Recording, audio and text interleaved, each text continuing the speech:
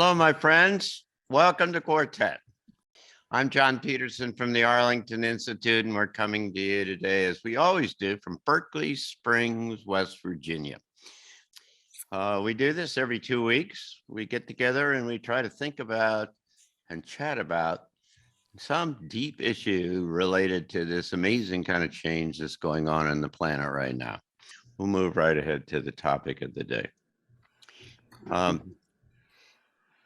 It seems to me in the last 2 weeks that something, for me at least, that something really extraordinary has happened. And what is seems to be coming together are kind of coherent pictures, scenarios, if you will, of the possible outcomes or potential worlds that are going to come out of this whole process. And it started with Cliff High. Let me quickly, we'll put the link up so that those that are not familiar with the interview.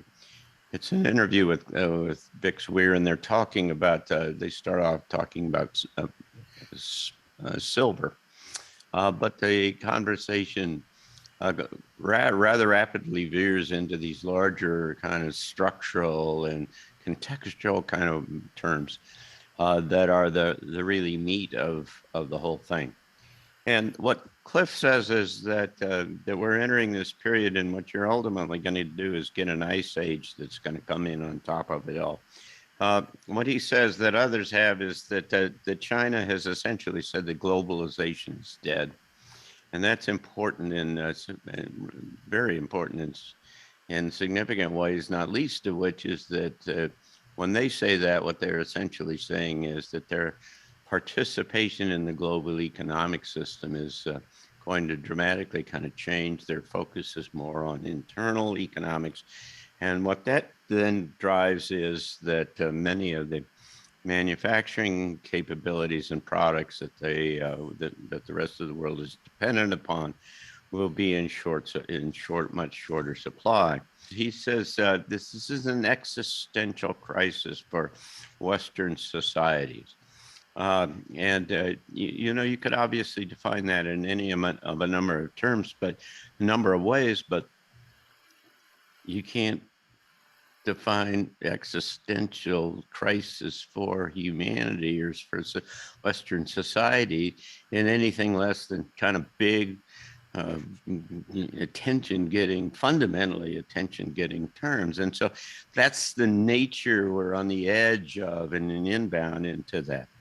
Another term, and he's used this a number of times, he says the change will be almost unfathomable in terms of the collapse of central banks and other kinds of things.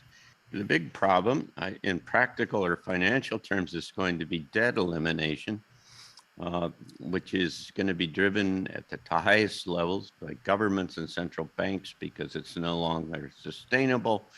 But as it works its way down into individuals, then what they're going to want to do is to try to trade off the elimination of debt for equity and essentially buying up any and all of the things that you now own.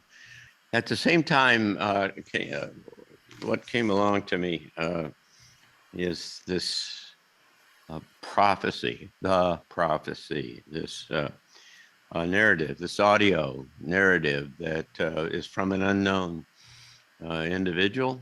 It just says there's a grand awakening coming, and it's going to be ushered in by the media that'll play the role, the exposure kind of transmitting role of across the planet. The planet's been under control of a negative force. It's been disassembled right now, dismantled. And that the planet, but the problem is that human beings don't realize that they've been enslaved. And that's part of this kind of awakening and secrets revealed, I'm sure. What she said is that the date has been set for this transition. It is unchangeable, and the ships are coming. That in and of itself was quite attention getting to me. You come away thinking This is this is showtime. So I had seen the Cliff High video with he and Biggs, and then I listened to the prophecy, and I didn't see any difference between the two. Yep. One was quantity, that was Cliffy, and the other was quality, and Yep. that was the prophecy. And so what Cliff is looking at is all the data, and what the prophecy is looking at is what is it that brings about that data or corrects it or changes it? And that's the consciousness. I thought it was very interesting that she pointed out that the media would play a role in this waking up. And my first thought was, oh, they're going to get it. They're finally going to. And then it dawned on me, no. The media is already doing that by their failure to tell the truth. They are forcing us to say, hey, that's not what I see. But the biggest thing I think, that I came away with that was her statement that they're not coming to us. They're waiting for us to come to them. And that is the criteria. And that we will be helped and we will have options, but only if we learn how to raise the frequency of our consciousness. And then I think the last thing I would say is that she says that there would be this massive polarization, and some people would withdraw into areas that were just slaves. They were bound by or caught in natural disasters. They were failing to raise their frequency. They were still in victim mode. And the other group was going to withdraw into their own communities. She said that polarization would be very, very painful for the people who were in the misery to be living. And it would be very difficult for those who were not in that, who were choosing something else, to witness that. And when that's half of your family has chosen to not awake, there's the polarization right there. Well, John, I would start off by saying to take one element from both of them. Yes, we are entering a time of existential crisis. Yeah. And yes, we are in showtime. There's both of them. I would like to just start off my reply by referring to a comment that one of our viewers left. I think it was Cynthia Larson, and she made the comment that her friend had said that this is the first time in her life where she could be standing right next to somebody, but they are in a different reality. And I think that is also what Penny is referring to about these polarization of reality sets. Two large concepts that we're talking about is apocalypse or Armageddon. These are the terms that are being used around now in these narratives. But if you look at them, apocalypse actually refers to a revealing. That's the origin of the term. Apocalypse is a revealing, whereas Armageddon refers back to the end war, the final meeting war. So you see, these terms are often used interchangeably, but they're very different. You can be in the reality of a revealing, or in the reality of we are in the middle of a war. And I think that's very important where you place your reality, because you will get tangled up in a war, which is happening from the physical point of view especially, or you can be resonating and aligning with the revealing.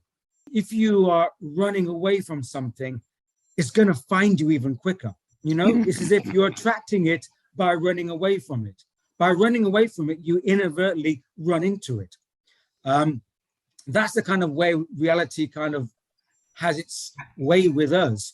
So in a physical sense, with, you know, this idea of the earth changes and the ice age, where can you run to?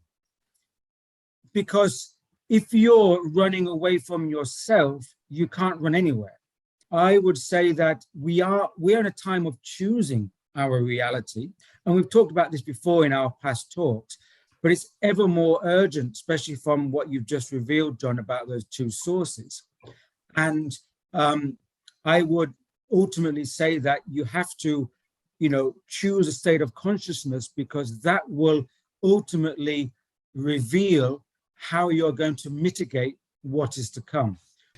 Those two sources are examples of what is happening with many sources. They're not isolated.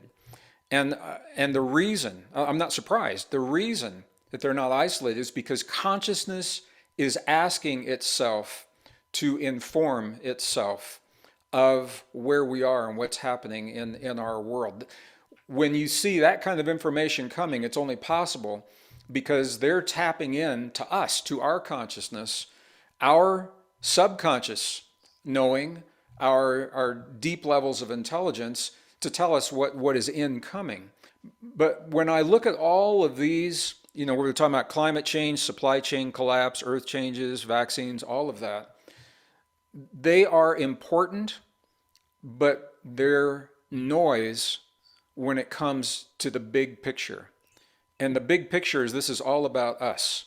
And all of those factors are forcing us to make a choice. ET intervention, I think it's very possible, I think it's very probable, but I also believe it will not happen until we make the choice in terms of how we align with the forces. There's a fundamental battle between good and evil, light and dark. It's been playing out from the very beginning.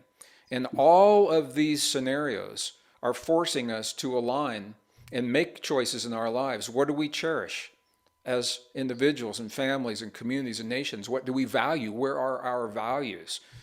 And I think all of the breakdown of everything that has been familiar in the past, that we've been comfortable with in the past, that we thought we mastered in the past, that breakdown pulls the rug out from underneath us and leaves us with nothing to hang on to externally.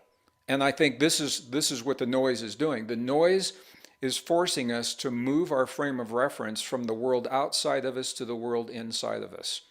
And as we become comfortable with that internal frame of reference, we begin to acknowledge the deep truth of who and what we are, what our capacities are, and that is where we then are able to accept the help from off-planet intelligence and off-planet consciousness. I take all of those points that Cliff raised as kind of my to-do list. Okay, supply chain collapse, all right, what do I need to have on hand? What can I produce myself? What do I really not need? Economic reset, well, they've been talking about that forever. I've already reset my economy, gotten out of debt, those kinds of things. I'm flexible. Climate getting cold, well, can't do anything about that. Do I have mittens and hats and what, blah, blah, blah. Earth changes, can't really do anything about that either, except be flexible. So it's really a list of, okay, get ready, be flexible, develop some new ideas. The kind of to-do list, if there is that one from the prophecy, which I thought came out quite strongly, was she talked about the need for deep healing. The lady who gave the prophecy was saying that when it comes to that, there'll be those people who won't be coming towards you for help, but those who'll be in need. So energetically and healing, I think, is a very strong component of what we can do or what people can do. And being, understanding that other people are not in the same position as us, but that doesn't mean that we cannot assist in some way. As we go through what Penny called the checklist, I think that's where the healing begins. It begins when we recognize that we are empowered to take care of ourselves and to take care of one another. And that's, for some people, that's a huge shift in thinking. So localized living in a time of extremes is the key to resilience. And I think this is one of the things that we're all being asked to look at, and it flies in the face 180 degrees from what we're being encouraged to do by our governments and by local officials who are all pushing towards centralized everything. So thank you all. Thank you all very much for being with us again, as we always are, and we appreciate the delightful conversation, and we'll come back and do it all again in 2 weeks. Come here from Berkeley Springs, where the Arlington Institute holds forth with any of a number of kind of programs, not least of which is Transition Talks, which is our monthly speaker series. And Gregg will be with us in September, and Penny will be with us in March, and we're looking forward to both of those events as well. So we'll see you in 2 weeks. You're on Quartet. Thanks so much.